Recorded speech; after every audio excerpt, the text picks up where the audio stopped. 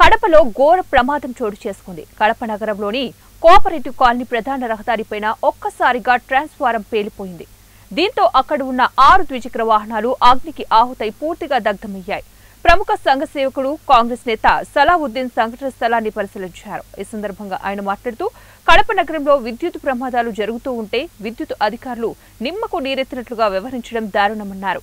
Cooperative కాలనీలో ఇంత పెద్ద ప్రమాదం జరిగితే విద్యుత్ అధికారులు పట్టించుకోకపోవడంపై దారుణమన్నారు. విద్యుత్ అధికారులు తప్పిదాల వల్లే ఇప్పటికే కడప నగరంలో నిండు ప్రాణాలను కోల్పోయామన్నారు.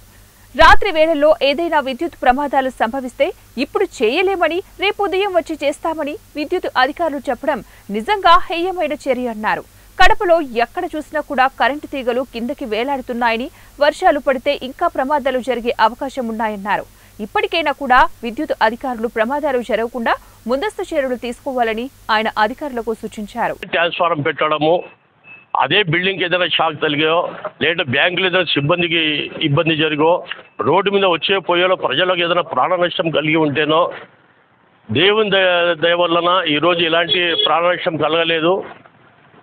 మేము ప్రభుత్వానికి, కరెంట్ డిపార్ట్మెంట్ ఉన్నత అధికారులు కోరుకునేది ఏమంటే, ఇప్పటికే 3-4 సార్లు కడపలో విపరీతమైన యాక్సిడెంట్లు జరిగాయి. కరెంటు ఏదన్నా చాలా సమయాన రాత్రి పూటల ఫోన్ చేస్తే ఇప్పుడు ఎవరు లేరు, నైటు పొద్దున ఉదయం 9 గంటలకు చేస్తామని చెప్పేసి రిప్లై ఇస్తున్నారు. లైన్ మెన్లు కూడా ముందస్తు జాగ్రత్తగా ఇక్కడ ఏదైనా అపాయం జరుగుతుందా, ఏదైనా ప్రాణ నష్టం జరుగుతుందా అని ఆలోచన కూడా చేయకుండా ఊరికి తిరుగుతూనే ఉంటారు. కానీ విపరీతమైన ఈ తీగలు చూసామంటే ఇది కరెంటు ఉంది అనేది కూడా ప్రజలకు అర్థం కావడం లేదు.